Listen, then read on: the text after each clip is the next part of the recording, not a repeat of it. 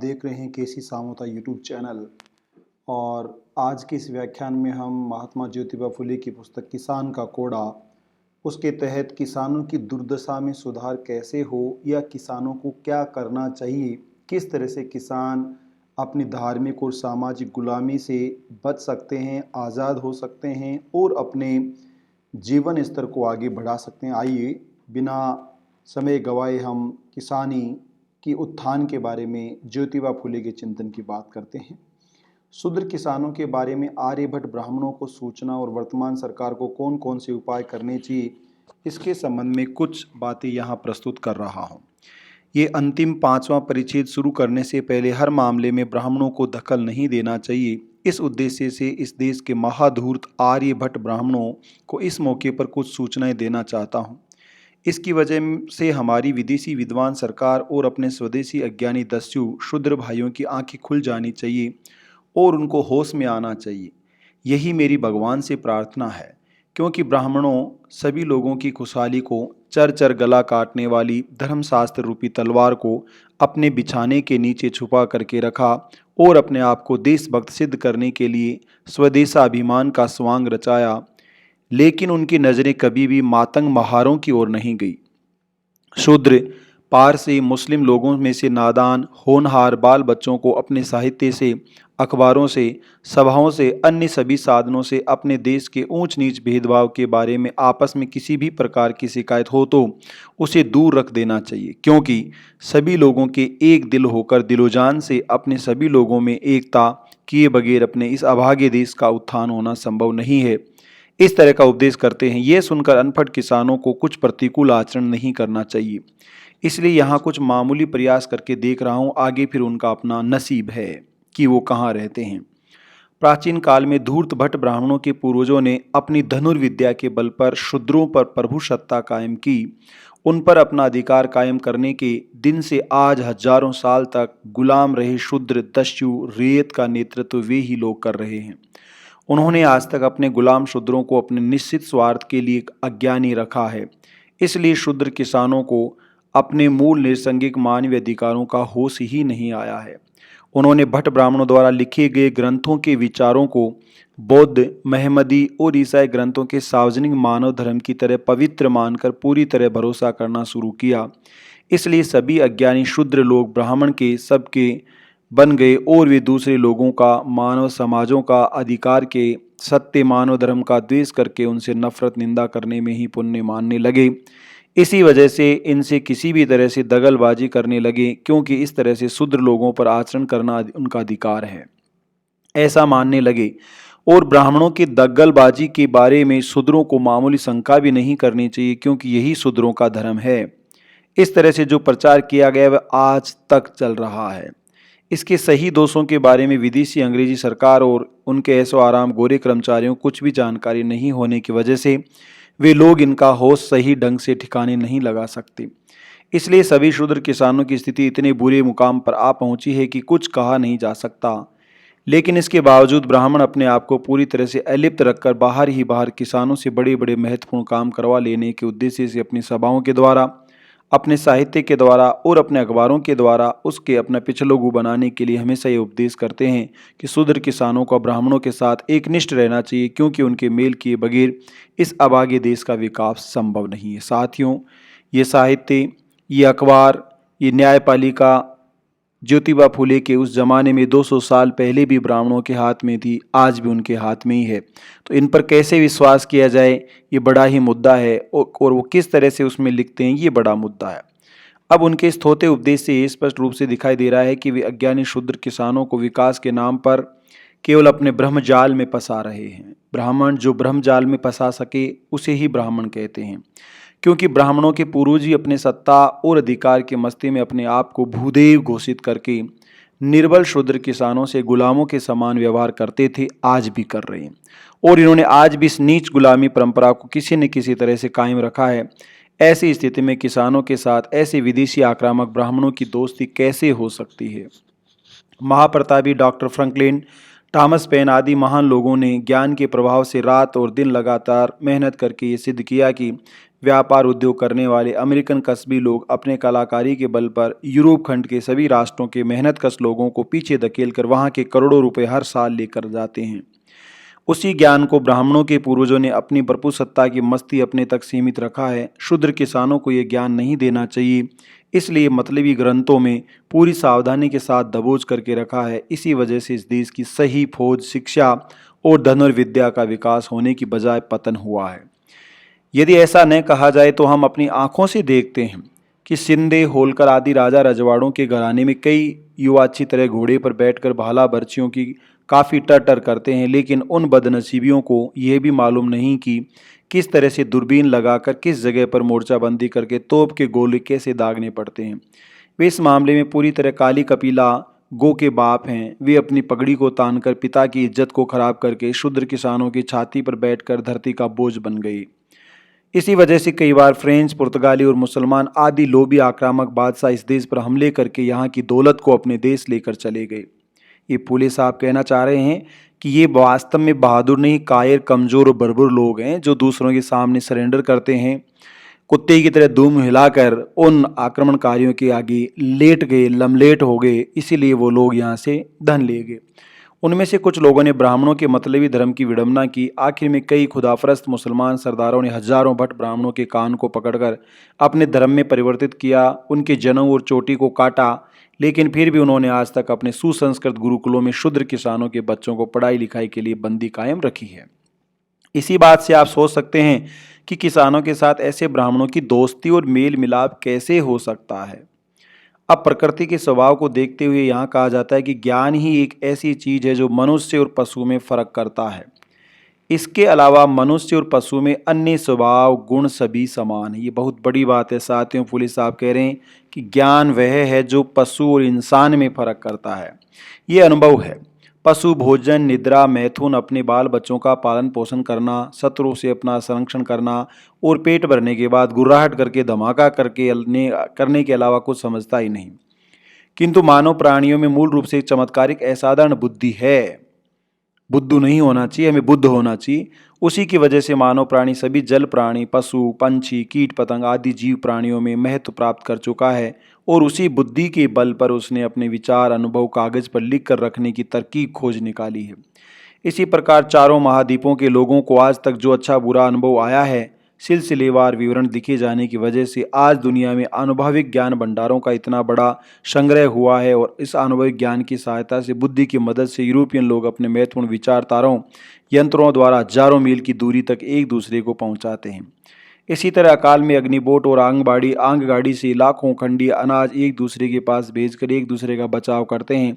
और ऐसे बुद्धिमान मानव जाति से ही शूद्र शिवाजी किसान ने एक भगवान को मानने वाले मुस्लिम बादशाह को जर्जर करके गो ब्राह्मणों का और उनके मतलबी धर्म का रक्षण किया।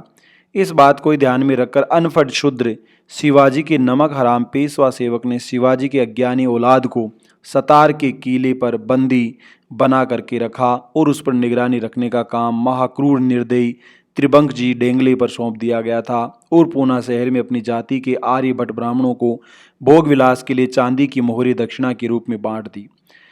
ब्राह्मण लोग तर्पण करके रात और दिन काली कृष्ण लीला का मन चाहे उपभोग लेने लगे। शूद्र किसानों और दर्जी आदि शूद्र जाति के लोगों ने जब ब्राह्मणों की तरह धोती पहनना शुरू किया तो ये लोग उनको सजा देने लगे।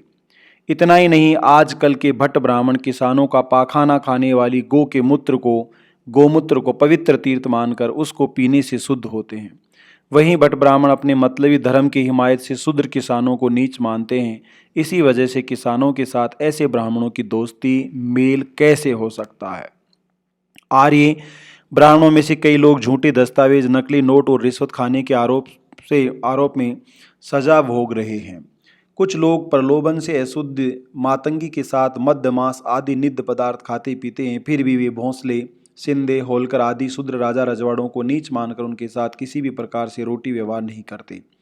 अधिकांश भट्ट ब्राह्मण गांव की अपवित्र वेश्याओं के घर में जाकर हर तरह का नीच व्यवहार करते हैं। फिर भी आर्य भट्ट ब्राह्मण सभ्य शूद्र किसानों के साथ बेटी व्यवहार करना पाप मानते हैं। फिर ढह के सामने है के कहने के अनुसार किसानों के साथ ब्राह्मणों का दोस्ती मेल कैसे हो सकता है। सभी भट्ट ब्राह्मण अपने मंदिरों के पत्थर धातु की मूर्तियों को शूद्र किसानों को छूने नहीं देते। वे लोग दूर से ही नहीं बल्कि उनको अपने साथ पंक्ति में भी नहीं बिठाते और उनको पता न चल जाए इस तरह से पात्र का बचा खूंचा झूठा घी उनको खिलाते, उनकी अलग पंक्तियां बिठाते हैं। फिर इस तरह के व्यवहार से किसानों के साथ ऐसे ब्राह्मणों का मेल कैसे हो सकता है। हजरत मोहम्मद पैगंबर के निष्प्रिय ही शिष्यों ने जब इस देश में अपना कदम रखा तब वे अपने पवित्र एक ईश्वरवादी धर्म के प्रभाव से आर्यभट्टों के मतलबी धर्म का धुआं उड़ाने लगे।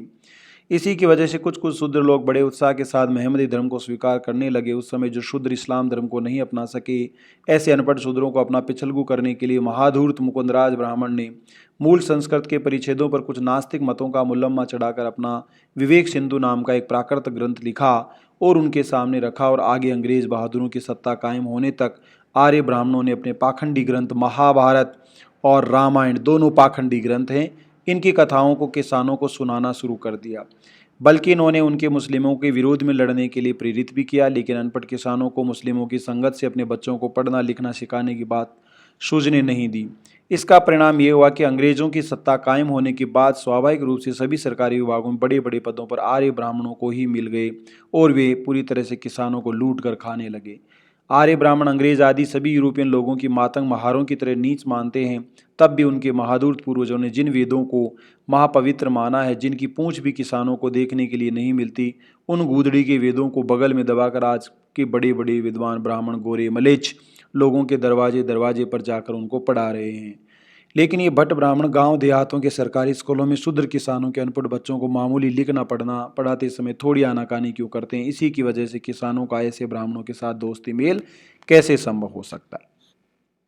सभी धार्मिक मिशनरी आदि यूरोपियन लोगों की वजह से अस्त व्यस्त हुए किसानों के कुछ बच्चों को बड़े बड़े शहरों में मामूली पढ़ाई लिखाई आने के बाद गोरे कर्मचारियों के दयालुपन के कारण उनको सरकारी कार्यालयों में जाने अनजाने नौकरी दी गई। लेकिन सभी कार्यालयों के ब्राह्मण कर्मचारी उनके बारे में गोरे कर्मचारियों के पास दुनिया भर की बुराई करते रहते हैं और अंत में उनको काम से भगा देते हैं।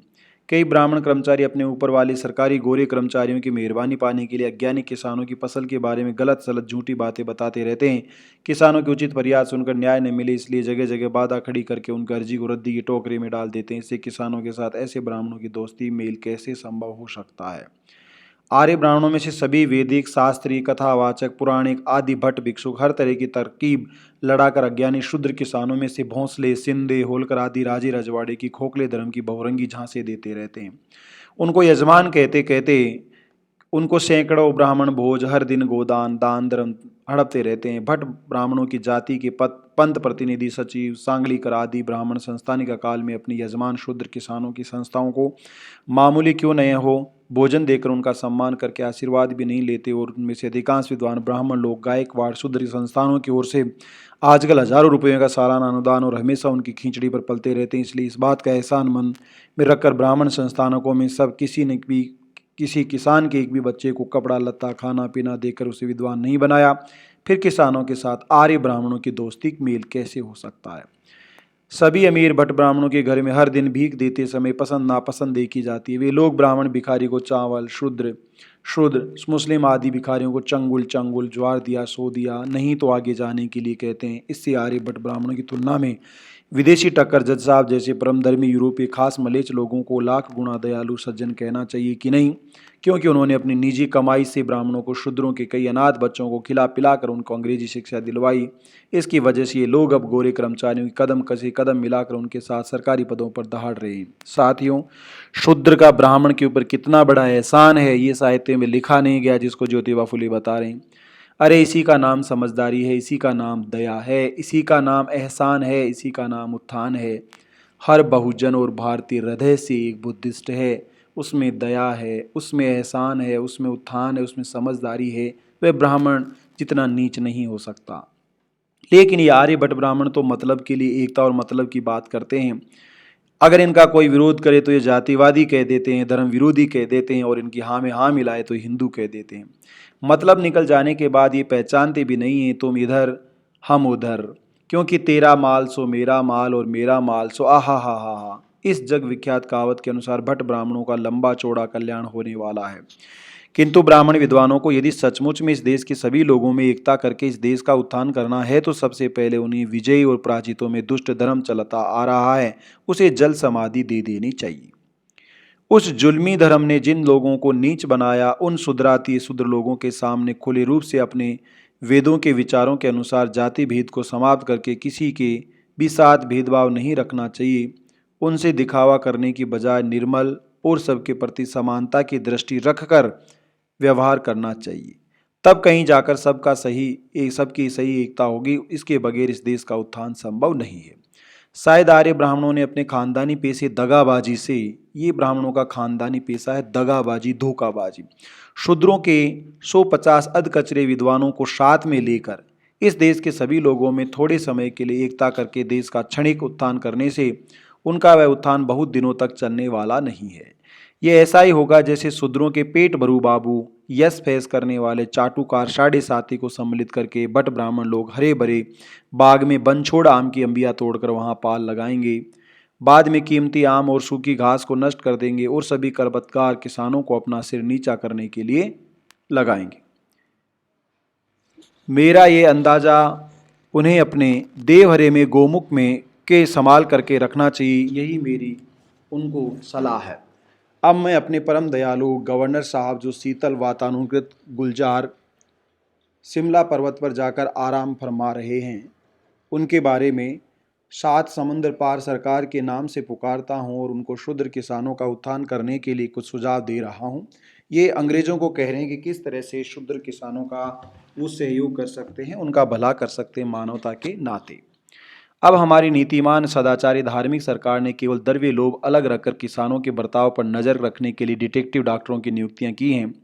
किसानों ने अपने गैर जिम्मेदाराना बर्ताव से अपनी तबीयत को बिगाड़ दिया और चोरी छिलाने आदि नीच तरह का बर्ताव किया तो उनको उचित सजा मिलनी चाहिए। इसलिए अच्छा नियंत्रण किए बगैर वे नीतिमान सदाचारी होने वाले नहीं। शूद्र किसानों को एक से ज़्यादा औरतें नहीं करनी चाहिए। उन्हें अपने बच्चों को शादी ब्याह बचपन से ही नहीं करना चाहिए। इसीलिए कानून बनाए बगैर उनको औलाद तंदुरुस्त नहीं होगी। सरकारी गोरे कर्मचारियों के इस संबंध में गलत जानकारी होने की वजह से इसका लाभ ब्राह्मणों को ही हो रहा है। भट्ट ब्राह्मणों की संख्या से भी ज़्यादा नियुक्तियां हो रही। उनको खेत में जोत कर, गाँव में मिट्टी गोड़े के काम करके उनकी औरतों को भरे बाजार में चक्कर काटकर पेट भरने का मौका आता हो नहीं, बल्कि किसान के अज्ञानी होने की वजह से भट्ट ब्राह्मणों को ही जाति भेद का सबसे ज़्यादा फायदा होता है। देखो, SC ST OBC को जिसको जातिवादी कहा जाता है, सच में जातिवादी ब्राह्मण होते हैं। जातिवादी होने का फायदा ही ब्राह्मणों को है। अनुसूचित जाति, जनजाति और पिछड़ा वर्ग को जातिवादी होने का नुकसान है। इसलिए सरकारी ब्राह्मण कर्मचारी, पुराणिक कथाचक, कथावाचक, स्कूल के अध्यापक आदि सभी ब्राह्मण ये प्रयास करते रहते हैं कि जाति भेद टूटना नहीं चाहिए। उन्होंने जातियां बनाई हैं अपने भले के लिए, अपने पेट पालने के लिए, और आज भी वो इसका समर्थन कर रहे हैं। वे अपनी सारी अक्ल, होशियारी, छल कपट वाली नीति खर्च करके रात और दिन इसी उद्देश्य में लगे हुए। इसलिए शूद्र किसानों के बच्चे जब तक सरकारी पद संभालने के लायक नहीं बनते, तब तक ब्राह्मणों को उनकी जाति के अनुपात से ज़्यादा सरकारी पद नहीं देना चाहिए। ज्योतिबा फुले आज जिसको हम कास्ट और कास्ट सेंसस कह रहे हैं, वो 200 साल पहले कह रहे हैं। बल्कि बाकी सरकारी पदों को मुस्लिम या एंग्लो इंडियन लोगों को देने से ही वे ब्राह्मण शूद्र किसानों की पढ़ाई लिखाई में बाधाएं पैदा करना छोड़ देंगे। ब्राह्मणों द्वारा जो बाधाएं पैदा की जाती उनके बारे में विदेशी गोरे कर्मचारियों को कुछ भी मालूम नहीं रहता, क्योंकि सभी सरकारी दफ्तरों में इन्हीं की संख्या ज़्यादा रहती है। इसी वजह से ब्राह्मणों की जाति के लोग विद्वान और अमीर हो गए, लेकिन शूद्र किसान लोग अनाज और कपड़े के लिए मोहताज और कभी कभी ब्राह्मणों के दास होकर उनके विद्रोह में सम्मिलित होकर अपनी जान भी गंवा देते हैं।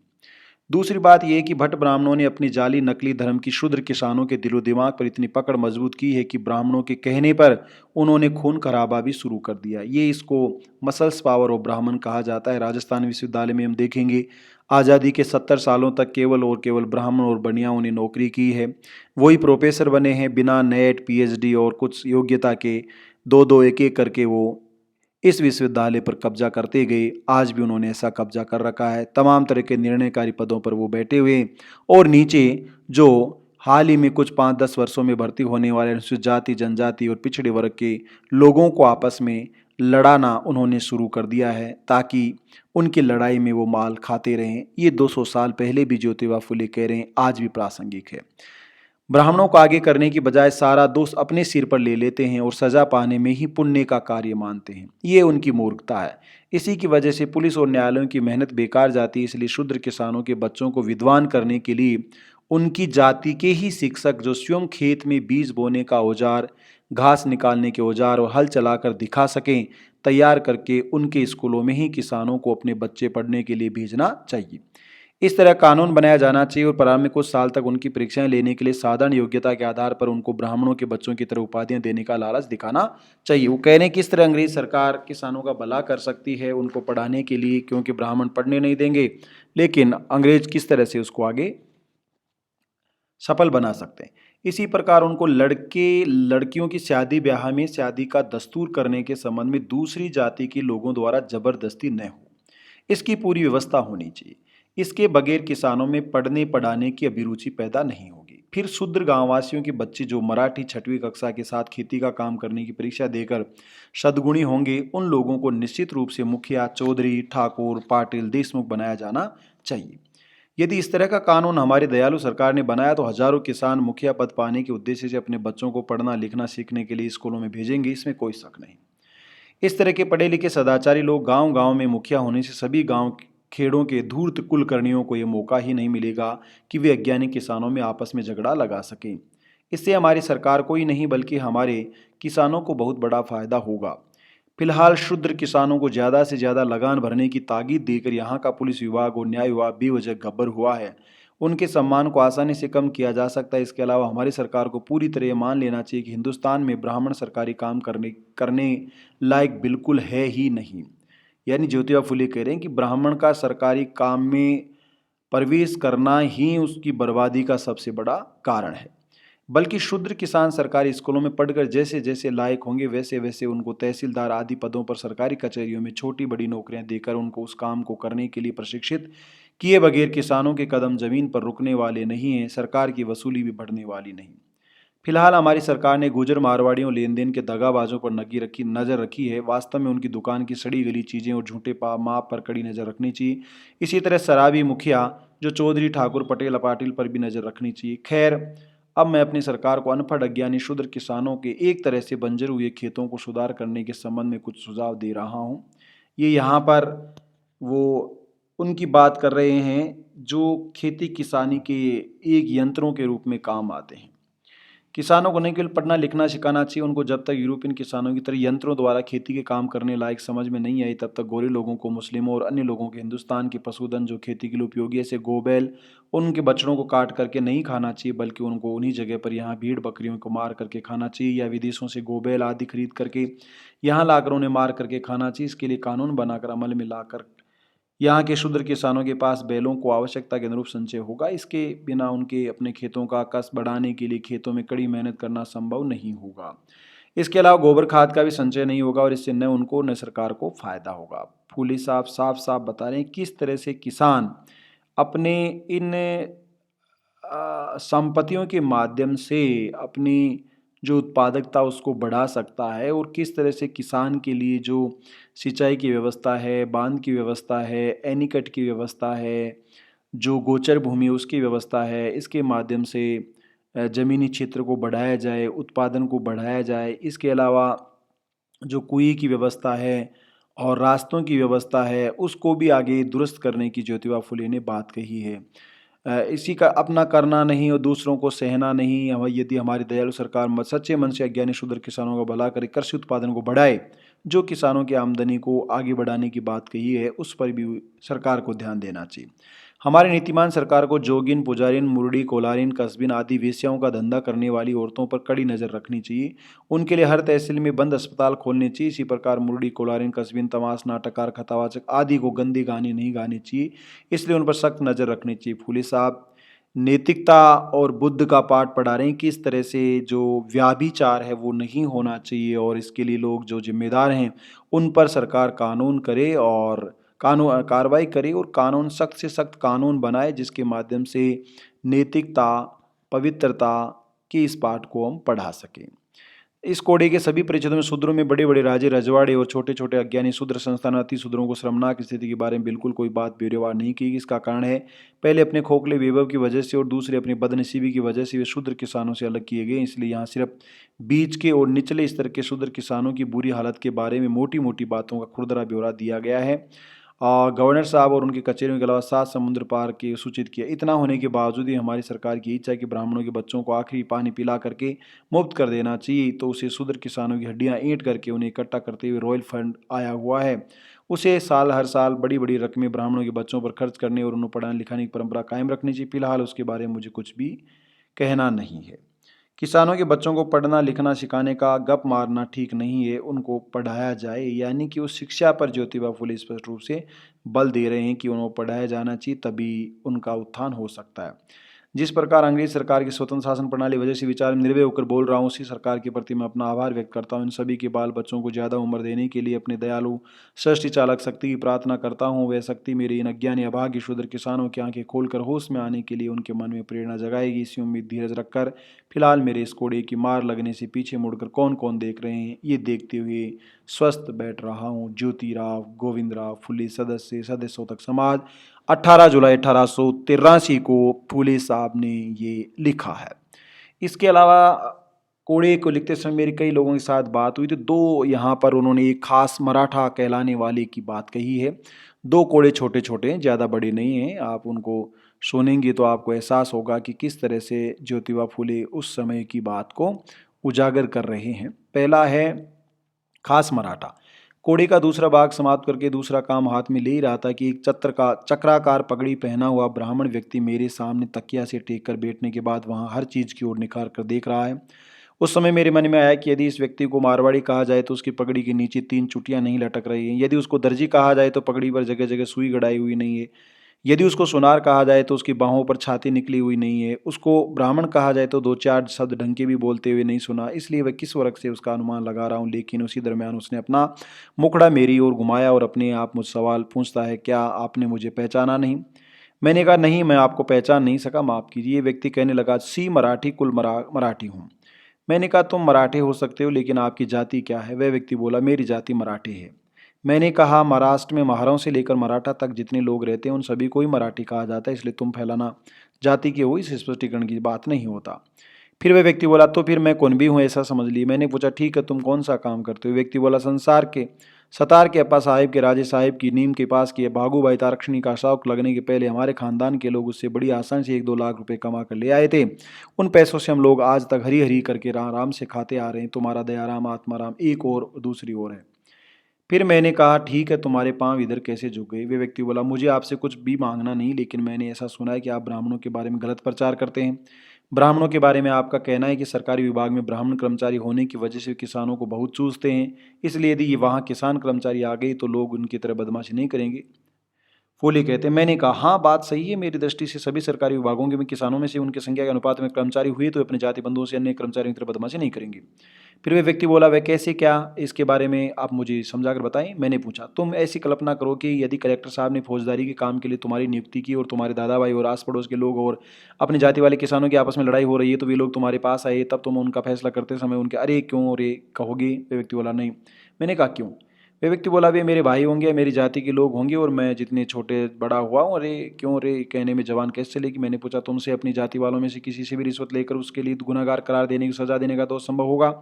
व्यक्ति बोला, नहीं, ऐसा नहीं कर सकूँ। मैंने पूछा, क्यों? वे व्यक्ति बोला, क्योंकि फौजदारी की नौकरी आज है कल नहीं, क्या भरोसा, किसी चुगलखोर नौकर ने कलेक्टर के पास जाकर कुछ उल्टी सीधी बातें कह दी तो फौजदारी की नौकरी चली जाएगी। फिर जिनसे मेरा रोटी व्यवहार है, जिनसे मेरा बेटी व्यवहार है, उनके दुश्मनी मोल लेकर क्या मैं अपने लड़के लड़कियों की देवता के नाम पर समर्पित कर दूँ? मेरे बाल बच्चों को भी उन्हीं के साथ सारी ज़िंदगी पार करनी है। उनकी छप्पर मेरे आरे की में लगी हुई है, उनके मेरे बच्चों के खेलने की जगह एक ही है, उनका मेरा कुआँ एक ही है, उनका मेरा बांध खेत एक ही है, उनके मेरे जानवरों को चराने की भूमि एक ही है। हम अपनी गरज के समय एक दूसरे के यहाँ हंसिया, फाल, फासा, कुदाल, फावड़ा, हल और रस्सी डोर इस्तेमाल करते हैं। हम लोग अपनी सुविधा के लिए एक दूसरे के बैल भैंस हार फिर देते लेते हैं। रात बेरात हमारी और उनकी औरतें एक दूसरे को तेल नमक दाना पानी उधार देती लेती रहती हैं। हम एक दूसरे की औरत के प्रसूत के समय उनके नन्हे बच्चे के लिए नहलाने बनवाते हैं और प्रसूता के तुरंत बाजा लाकर देते हैं। उनके हमारे रीति रिवाज त्योहार एक है, उनका हमारा खान पीना और पहरावा, उनके हमारे देवी देवता एक है, हमारे एक कुल स्वामी एक है। हम लोग एक दूसरे घर को लगी हुई आग बुझाते हैं, हमारी उनकी मृत क्रिया एक है। हम लोग ही एक दूसरे के दफन में मदद करते हैं। एक दूसरे के बच्चों का हम लोग एक दूसरे के दफन में एक दूसरे बच्चों का समाधान करने अपनी घर की रोटियां और सब्जी ले जाकर उनके घर में जाकर उनके साथ थाली पर बैठा कर मृत्यु भोज करते हैं। ऐसी स्थिति में अपनी जाति बंधु से रिश्वत लेने मेरे खानदान में झगड़ा मोल लेना क्या उचित? मैंने कहा, इससे आप ही सही सोच कर देखिए कि ब्राह्मण कर्मचारी किसानों की जाति के नहीं होने की वजह से वे लोग हर तरह की बदमाशी करके अनपढ़ अज्ञानी बेसहारा किसानों को अपनी जाति के लोगों से ज़्यादा लूटते होंगे कि नहीं। वे व्यक्ति बोला, अब इसके बारे में कुछ बोलने में असमर्थ हूँ, लेकिन फिलहाल किसानों में कुछ विद्वान पैदा हुए हैं। वे तो किसानों की आपत्तियां दूर करने के लिए किसी न किसी जगह इकट्ठा होकर सिर्फ खुले रूप से चर्चा भी नहीं करते। हाँ जी, ये डरपोक हर घर में है। औरत के शौक में हो तो ये लोग ब्राह्मण कर्मचारियों को दोष देते हैं, लेकिन दिखावे में ब्राह्मण कर्मचारियों के चुगलखोर खिदमतगार बनकर चारों को सामधी करते हुए घूमते हैं।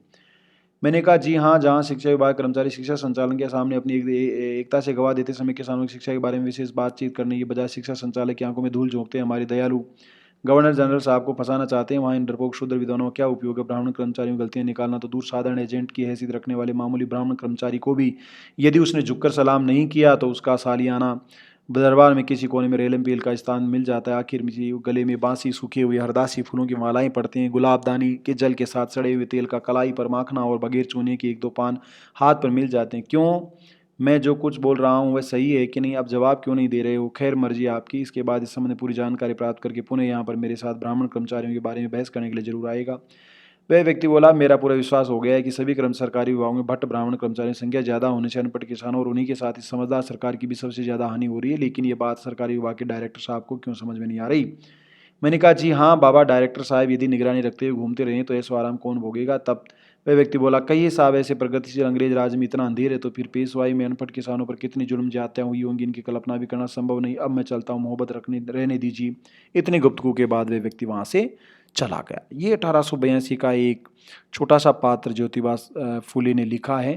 तो ये साथियों बात है जो ये बता रही है कि किस तरह से वो व्यवस्थाएं थी जिसमें कुछ लोगों ने बाकी लोगों के साथ अन्याय किया और उसका फायदा उठाया, आज भी उठा रहे हैं। एक दूसरा वाक्य और है, 2 कबीरपंथी शूद्र साधु। कोड़े का तीसरा भाग लिखकर पूरा करने के बाद दूसरे दिन तीसरे पहर में एक साधु मेरे घर आया। उसके बदन पर भगवा कपड़े, गले में तुलसी की माला पहना हुआ। तो ये ढोंगी पहले भी ऐसे ही करते थे, आज भी ऐसे ही करते हैं। बम्बई का रहने वाला एक शूद्र जाति का कबीरपंथी बातों ने पंढरपुर बार बार जाने वाले साधु मेरे घर के आंगन में आकर बेंच पर बैठ गया। जैसे ये बात मेरे घर के व्यक्ति ने मुझे घर में आकर बताई, वैसे ही मैं घर से बाहर आया और मैंने उससे पूछा, कहिए महाराज, आपका इधर आगमन कैसे हुआ? आपकी इच्छा क्या है? यदि इससे मालूम हो जाए तो मुझे बड़ी खुशी होगी। महाराज बोला, क्या आपको ही ज्योतिराव फुले कहा जाता है? मैंने कहा, हाँ जी, इसी काया को ज्योतिराव फुले कहते हैं। महाराज बोला, ठीक, आप हिंदू होकर कुछ अंग्रेजी ज्ञान पाने के बाद आपने हिंदू धर्म का निषेध करना शुरू कर दिया है, इसलिए हिंदू धर्म के मुख्य 4 वेद ईश्वरी देन हैं या नहीं, इसके बारे में अपने मन का समाधान करने के लिए मैं यहाँ आया हूँ। मैंने कहा, हिंदू धर्म के 4 वेद बताए जाते हैं, उनको आपने कभी अपनी आंखों से कहीं देखा है या नहीं? महाराज बोला, हाँ, वे 4 वेद एक ब्राह्मण के घर में मैंने स्पष्ट रूप से अपनी आंखों से देखा है। मैंने कहा, वे ग्रंथ ईश्वर ने लिखा है, इसके बारे में आप कुछ विश्वसनीय प्रमाण दे सकेंगे? वह महाराज बोला, उसके बारे में सिवाय ब्राह्मणों के बकवास के दूसरा विश्वसनीय प्रमाण नहीं है। मैंने कहा, खैर पहले ये बताइए कि ईश्वर का आकार है या नहीं? फिर महाराज बोला, ईश्वर को कहाँ से आकार होगा, वह तो निराकार परमात्मा है। मैंने कहा, तो फिर निराकार परमात्मा ने 4 वेद कैसे तैयार किए होंगे? महाराज बोला, इसके बारे में ब्राह्मण लोग ही आपको जवाब दे सकेंगे, ये उनसे ही पूछे तो अच्छा होगा। मैंने कहा, दूसरी बात यह कि ईश्वर ने सभी मानव प्राणियों का उद्धार करने के लिए 4 वेद तैयार किए हैं या किसी और के लिए, किसी के लिए? महाराज बोला, हाँ, ईश्वर ने सभी मानव प्राणियों को उद्धार करने के लिए 4 वेदों की रचना की है। फिर मैंने कहा, तीसरी बात यह कि ईश्वर ने किस भाषा में 4 वेदों की रचना की है? महाराज बोला, ईश्वर ने 4 वेदों की रचना संस्कृत भाषा में की है। मैंने कहा, चौथी बात यह कि आज इस पृथ्वी पर 4 महाद्वीप हैं और इन चारों भूभागों पर रहने वाले लोगों की संस्कृत भाषा आती है या नहीं? महाराज बोला, आज इस भूमि के बहुत ही कम उंगलियों पर नहीं गिने जा सकते कुछ लोग भूप्रदेश के लोगों को संस्कृत भाषा अर्थ में समझ में आता है। मैंने कहा, इससे तो ये सिद्ध होता है कि सभी मानव प्राणियों के उद्धार के लिए ईश्वर ने 4 वेदों की रचना नहीं की, क्योंकि इस भूमंडल में सैकड़ों प्रकार की भाषा बोलने वाले लोग हैं। इसके अधिकांश देश के लोगों को संस्कृत भाषा तो बिल्कुल ही ज्ञान नहीं है। फिर इन 4 वेदों से अपना उद्धार कर लेना चाहिए, इसके बारे में आपका क्या कहना है? महाराज बोला, जिस समय ईश्वर ने 4 वेदों की रचना की उस समय सारे भूमंडल के लोग संस्कृत भाषा बोलते होंगे, इसलिए ईश्वर ने 4 वेदों की रचना संस्कृत भाषा में की होगी। लेकिन कुछ काल बीत जाने के बाद इस तरह की भिन्न भिन्न प्रकार की भाषाएं पैदा हुई होंगी, इस तरह का अनुमान किया जा सकता। मैंने कहा, इस तरह की अलग अलग भाषाएं आगे पैदा होंगी, ये बात ईश्वर को वेदों की रचना करते समय पहले क्यों नहीं समझ में आई? इससे ईश्वर के त्रिकाल ज्ञानी होने और सब कुछ दिखने वाला होने में रुकावट है कि नहीं? इसके अलावा जर्मन, स्कॉच, इंग्लिश लोगों को में प्रसिद्ध मैक्स मुलर जैसे विद्वान को 4 वेदों का अच्छा ज्ञान हुआ। उसने अपने ईसाई धर्म का निषेध करके वेद धर्म स्वीकार क्यों नहीं किया, इसमें बड़ा आश्चर्य होता है। वह महाराज बोला, मैक्समुलर साहब ने शायद ब्राह्मणों की तरह गले में सफ़ेद रस्सा पहनकर यूरोप जैसे सर्दी के देश में 3 बार नहाना बहाना करने रहने के डर से वैसा किया होगा, ऐसा मुझे लगता है, लेकिन उसमें सच्चाई क्या है इस बात का वो जानता है, मैं इस बारे में क्या कहूँ। मैंने कहा, यदि ईश्वर ने सभी मानव प्राणियों के उद्धार के लिए 4 वेदों की रचना की होती तो भट्ट ब्राह्मणों ने हिंदुओं में शुद्र अतिशूद्रों को 4 वेदों का अध्ययन करने पर रोक लगाई न होती। फिर जब उन्होंने ईश्वर की आज्ञा को भंग किया, इसलिए वेद करता यूं ही क्यों एक और छुपकर बैठा है, इससे शूद्र अतिशूद्र लोगों की क्या कम नुकसान हो रहा है, इसलिए वेद करता ईश्वर उसके द्वारा रचे गए 4 वेदों पर भरोसा रखकर अपने आप को हिंदू कहना चाहिए। वह महाराज बोला, भट्ट ब्राह्मणों ने शूद्र अतिशूद्र लोगों को 4 वेद पढ़ने के लिए कभी भी रोका नहीं है। कई भट्ट ब्राह्मण लोग अपने पेट के लिए ईसाई पादरियों के घर जाकर उनको वेद पढ़ाते हैं, लेकिन तुम्हारे शूद्र अतिशूद्र लोगों को दरिद्र होने की वजह से उन वेदों का अध्ययन करने के लिए फुर्सती कहाँ है, इसके लिए ब्राह्मण क्या कर सकते हैं, यह अधिकांश ब्राह्मणों का कहना है। मैंने कहा, इससे यह दिखाई देता है कि तुमको ब्राह्मणों का षड्यंत्र कुछ भी मालूम नहीं। खैर ठीक है, कुछ भी क्यों ना हो, धर्म के नाम पर निर्वाह करने वाले पादरी लोग वेद पढ़ने के लिए इसलिए पैसे खर्च कर रहे हैं कि वे अमीर हैं, और शूद्रों में भोंसले, सिंधे, होलकर, गायकवाड़ आदि राजे रजवाड़े लोग वेद पढ़ने के लिए ब्राह्मणों को पैसे देने के लिए क्या गरीब हैं? क्या इनमें भी किसी में भी अपने बच्चों को 4 वेद पढ़ाने की आर्थिक क्षमता नहीं है? क्या ये सभी लोग अंग्रेज पादरियों की तुलना में भिखारी हैं, ऐसा आपको लगता है?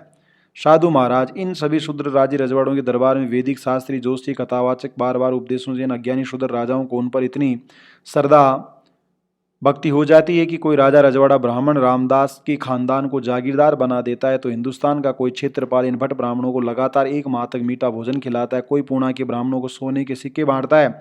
इससे सभी शूद्र गरीब हैं ऐसा नहीं कहा जा सकता। उनमें से किसी न किसी भट्ट ब्राह्मण को अपनी प्रतिष्ठा दांव पर लगाकर इन राजा रजवाड़ों में से एक यजमान के द्वारा ही क्यों न हो अपने राज्य के शूद्र किसानों के बच्चों के लिए गांव-गांव स्कूल शुरू करवाना चाहिए था। उनमें से कम 1-2 तो विद्वान करना ही चाहिए था। अरे, इनसे तो वे विदेशी ईसाई पादरी 1000 गुना अच्छे हैं, कहना चाहिए कि नहीं? क्योंकि शूद्र अतिशूद्र लोग आज हजारों साल से इन ब्राह्मण लोगों के जाल में फंसे हुए दिन गुजार रहे हैं। उनको इस ब्रह्म जाल से मुक्त करने के लिए उन्होंने अपने मुल्क में ईसाई लोगों से भीख मांगकर उन पैसों से यहाँ सिंधे, होलकर, गायकवाड़ आदि शूद्र राजा रजवाड़ों के जाति भाइयों को सरकारी स्कूल के ब्राह्मण छात्रों की बराबरी के विद्वान किए, और वे ब्राह्मण कर्मचारियों की बराबरी में बड़े गर्व से वकीली और सरकारी पदों पर काम कर रहे हैं। इससे अब उनको अपनी मूल अवश्य कैसे थी, आज अपनी स्थिति सुधर रही है, ये नहीं समझ रहा होगा। लेकिन शूद्र लोग कितने अभागी, कितने ना समझें कि उनके काम में इतनी बड़ी अंग्रेज सरकार सहायता मिलने पर भी इस ब्रह्म जाल से मुक्त होने की इच्छा नहीं रख रहे, बल्कि आज की स्थिति उनको मिली है, कभी शायद हाथ से न चले जाए, इस डर से ब्राह्मण कर्मचारियों के आगे हाँ जी करके इतने में समाधान मानकर अपने ताल में खुश हैं। फिर महाराज बोले, यदि ऐसा ही है तो हम लोग अपने शूद्र राजा रजवाड़ों के पास जाकर उनसे प्रार्थना क्यों नहीं करते कि अपने शूद्र भाइयों के बच्चों गाँव गाँव स्कूल खोलकर पढ़ने की व्यवस्था करनी चाहिए? मैंने कहा, हो साधु बाबा, उनके दरबार में ब्राह्मण प्रधानों का इतना प्राबल्य बढ़ा है कि वे लोग वहाँ मेरे जैसे गरीब की फरियाद कैसे लगने देंगे? वे महाराज बोला, ऐसा क्यों कहते हो? हो, जहाँ आपके पूना के तमाशे में नाचने वाले लड़के के पीछे एक तारा की धुन पर झांक पकड़कर गाना गाने वाले कुसा धोंगड़ी बड़ौदा से हजारों रुपए कमा कर लाए हैं, और इस तरह के स्थान पर सिर्फ उनको उनकी जाति भाइयों की 2 बातें बताने के लिए अब फरियाद बिल्कुल सुनी नहीं जाएगी, ऐसा क्यों समझते? मैंने कहा, राजा साहब तमाशबीन बने, यही उनके ब्राह्मण प्रधानों का मूल उद्देश्य होता है। उनके शोक में पड़ जाने से उनके राजकाज में हाथ डालकर अपना भला करने का मौका मिल जाता है। इस तरह बाहर की बाहर राजा साहब की और यूरोपियन कर्मचारियों की बड़ी बड़ी मेहमानी दिलवाते हैं, लेकिन हमारे जैसे लोगों की सलाह से ब्राह्मण प्रधानों का नुकसान होता है, क्योंकि राजा साहब ने यदि शूद्र किसानों के बच्चों को भी विद्वान बनाया तो वे आगे बड़े बड़े पदों पर काम करने लगेंगे। ब्राह्मण प्रधानों की जाति भाइयों को बच्चों को हल जोत कर खेती का धंधा करना पड़ेगा, कीचड़ मिट्टी के काम करने पड़ेंगे कि नहीं? वह महाराज बोला, इस तरह का छल कपट ब्राह्मण लोगों में नहीं होगा, यही मुझे आज तक लग रहा था, लेकिन आज पूरी तरह मैं समझ गया हूँ। इसलिए बाबा, ये धूर्त ब्राह्मण प्रधान अंग्रेज सरकार को ये लिखने में कोई भी कसर बाकी नहीं रखते कि शूद्र राजा रजवाड़ों के बच्चे उम्र में आने के बाद उनको राजकाज चलाने का ज्ञान नहीं है, इसलिए फिलहाल उनको राजकाज नहीं दिया जाए, क्योंकि वैसा करने से सरकार को अपनी होशियारी राजपुत्रों की बेपरवाही समझ में आएगी। हम वहाँ के प्रधान बन जाएंगे, फिर दिन दहाड़े वहाँ के राजपुत्रों के गले में बंदर की तरह रस्सी बांधकर साहब लोगों के बंगले बंगले पर घुमाया जा, फिर रात में उनको तमाशबीन बनाकर दौलत को ढपते होंगे कि नहीं? मैंने कहा, साधु महाराज, जब तक हमारे शूद्र राजा रजवाड़े होश में नहीं आते और अपने बाल बच्चों के साथ अपने दरबार के शूद्र सलाहकारों को विद्वान नहीं करेंगे, तब तक ब्राह्मण प्रधान ऐसे ही करते रहेंगे।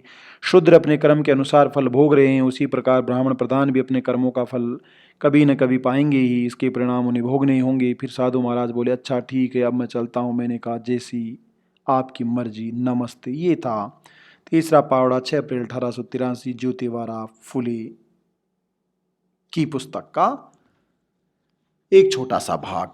साथियों, बड़ी गहमा गहमी के रूप में इस ज्योतिबा फुले ने इस पुस्तक के माध्यम से किसानों को और किसानों की दुर्दशा को और उसकी दुर्दशा को दूर करने के उपायों की बात कही है कि किसान जब तक इस पोगापंथी से ब्रह्मजाल से बाहर नहीं निकलेंगे, खून पसीने की मेहनत की कमाई को रामायण पाठ में, हनुमान पाठ में, हनुमान चालीसा में, नारायण बलि में, मृत्यु भोज में, जन्म में, विवाह में, मृत्यु संस्कार में वो ऐसे ही लुटाते रहेंगे। और जब तक वो ऐसे लुटाते रहेंगे तब तक उनके दिनमान बदल नहीं सकते। यही ज्योतिबा फुले का अंतिम संदेश है। इसलिए ये पुस्तक महात्मा ज्योतिबा फुले रचनावली 200 सालों से हमें संदेश दे रही है। जो लोग इसको मानते जाएंगे, बदलते जाएंगे, जीवन स्तर उठता जाएगा, और जो लोग इसको नज़रअंदाज करते जाएंगे वो ऐसे ही कीड़े मकोड़े की तरह, दलालों की तरह, भट्टों की तरह, गुलामों की तरह इनके पैरों में पड़ते हुए जीवन जीते रहेंगे। आप सभी का मेरी तरफ से बहुत बहुत धन्यवाद।